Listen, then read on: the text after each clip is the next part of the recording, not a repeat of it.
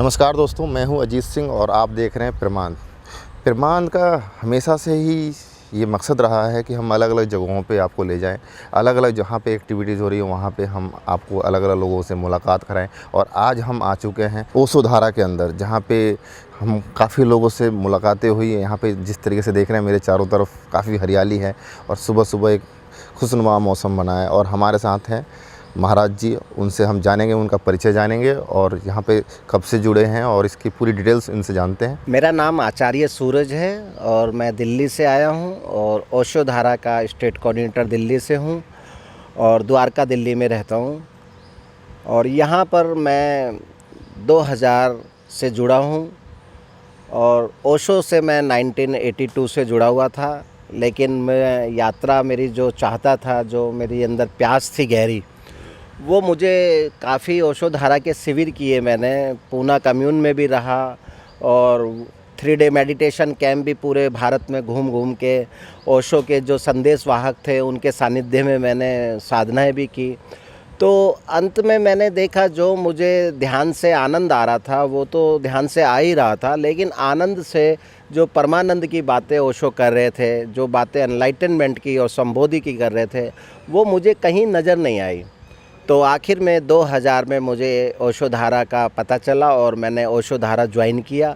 और ज्वाइन करने के बाद जो ओशो चाहते थे कि अपने शिष्यों को कहना चाहते थे कि बिगर संबोधि के शरीर छोड़ के नहीं जाना है, तो यहाँ आकर वो मैंने पहली क्लास जो ध्यान समाधि होती है ओशो धारा की, वो मैंने अटेंड की। और उसके बाद तो बस पूछिए मत, स्टीफन आर कावे का और भगवान बुद्ध के अष्टांगिक मार्ग पर जो इन्होंने कार्यक्रम निर्मित किया है, जिन हमारे जो समर्थ गुरु है सिद्धार्थ ओलिया जी के सानिध्य में, और इस कार्यक्रम करने के बाद, इस अद्भुत कार्यक्रम को करने के बाद मेरे जीवन में बदलाव आया, मेरे पारिवारिक जीवन में बदलाव आया, मेरे कार्य करने का जो सामाजिक क्षेत्र है उसके अंदर मेरे अंदर काफ़ी ज़्यादा निपुणता आई।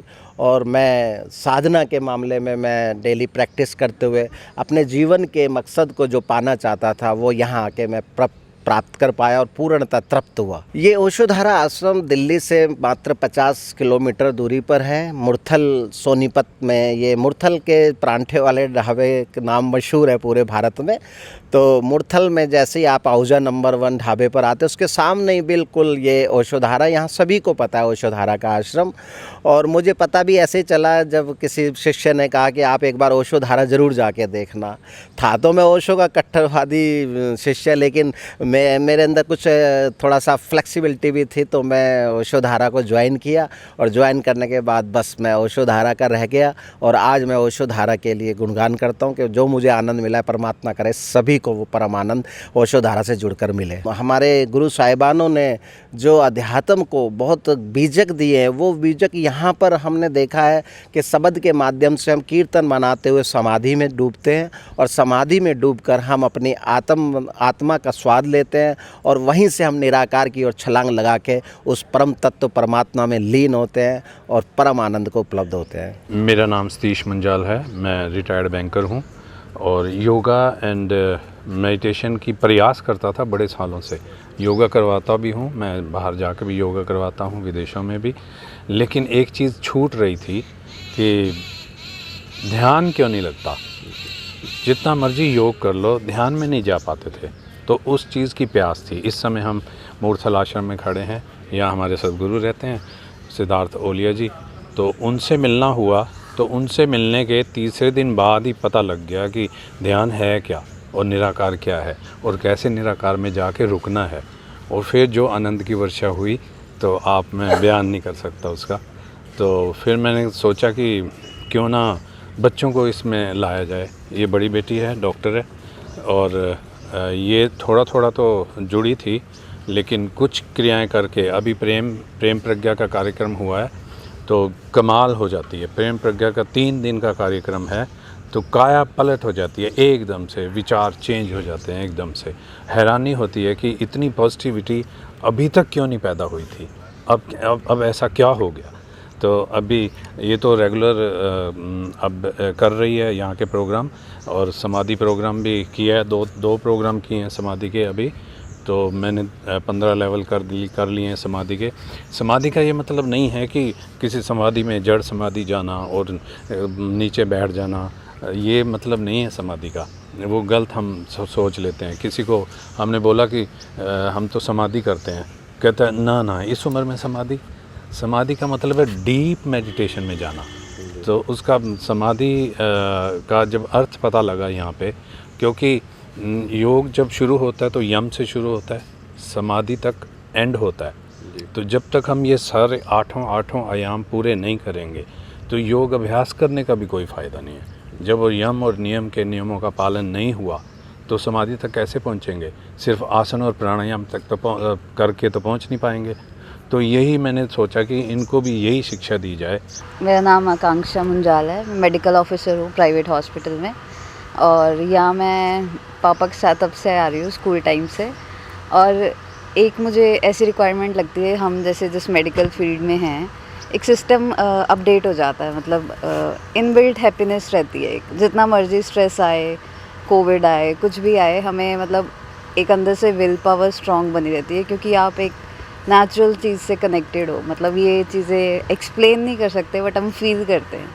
चाहे आप 6 मंथ्स डिस्कनेक्ट भी हो जाओ बट वो कनेक्शन बना रहता है, क्योंकि हम अपने जो बड़े बाबा हैं ओशो सिद्धार्थ होलिया जी, उनके साथ कनेक्टेड रहते हैं वाया फ़ोन टेक्स्ट।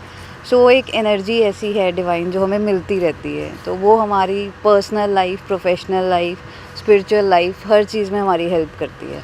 तो शायद हम बचपन से ही पापा के साथ रहते हैं और घर पे ऐसा माहौल है, तो हमें कभी ज़्यादा डिस्कनेक्शन फील नहीं हुआ अगर हम आउटर वर्ल्ड में भी रहें। बट मतलब इस एज में आई एम 26+, तो मुझे ऐसा लगता है कि ये चीज़ हर यूथ के लिए बहुत ज़रूरी है, क्योंकि ये फील नहीं होती कि हमें चाहिए, बट जब ये हमें मिलती है तो ऐसा लगता है कि हर चीज़ आपकी तरफ खुद से आ रही है। एज अ डॉक्टर भी पेशेंट्स भी वो एनर्जी फील करते हैं। वो पूछते हैं कि मतलब आप इतना स्ट्रेस फ्री, इतना हंसते खेलते रहते हैं। किसी के साथ भी काम में और ज़्यादा कंसंट्रेशन बनता है। तो बहुत सारी चीज़ें हैं जो आपकी अपडेट हो जाती हैं और पॉजिटिव और अच्छी होने लग जाती हैं। तो ये सिर्फ एक स्पिरिचुअल चीज़ नहीं है, ये आपको एज अ पर्सन पूरा ओवरऑल अपडेट करती है, प्रोफेशनल, पर्सनल, स्पिरिचुअल, पूरी लाइफ में। मैं डॉक्टर नम्रता पांडे काठमांडू नेपाल से हूँ। लोग बोलते हैं मृत्यु के बाद स्वर्ग पहुँचते हैं, हम जीवित ही यहाँ स्वर्ग में पहुँच रहे हैं। हमने चरेबेटी तक 28 लेवल का कार्यक्रम, समाधि कार्यक्रम और प्रज्ञा सुमिरन कार्यक्रम भी किए हैं। अभी राइट माइंडफुलनेस प्रोग्राम के लिए आए थे, और हमारा ओशोधारा संसद, आचार्य संसद भी यहाँ चल रहा है जी। यहाँ वो चीज़ मिलता है जो ये गेट के बाहर नहीं मिलता है।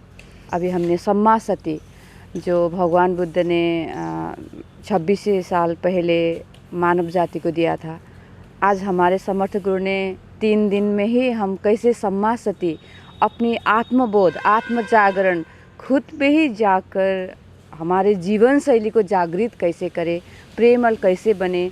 क्योंकि हम जो सकारात्मक सोचते हैं, प्रेम में जीते हैं, वही हमको मिलता है जीवन में। और ये हम 3 दिन में ही वो यहाँ मिल जाता है, क्योंकि सद्गुरु ने इतना सूत्र, इतना सामग्री दे दिया है कि खुद ब खुद वो अपने को बोध होना लगता है। या सद्गुरु क्या पेश करते हैं उसके बढ़कर साधकगण क्या रिसीव करते हैं, वो रिसीव करने का क्षमता प्रत्येक व्यक्ति में इतना है कि वो यहाँ मिल जाता है। ओशोधारा अध्यात्म का शिखर है, अध्यात्म का सगरमाथा है। मैं तो चाहूँगी कि उससे बढ़कर इनका तो इतना होराइजन, ये तो 3 डायमेंशनल है ओशोधारा, इतना गहरा, लंबाई, चौड़ाई इनका, जहाँ अध्यात्म के शिखर व्यक्ति खुद अपनी अंतर आत्मा को जागृत करके खुद को अपने बोध में जी पाते हैं। और प्रत्येक दिन वो प्रेमल, आत्मिक शांति और उसमें आनंद में जीते हैं। और हमारे जो सद्गुरु का मिशन है, लोगों को, सारा साधकों को एक आनंद की स्थिति में पहुंचाने का, वो प्रत्येक साधकगण खुद महसूस करते हैं।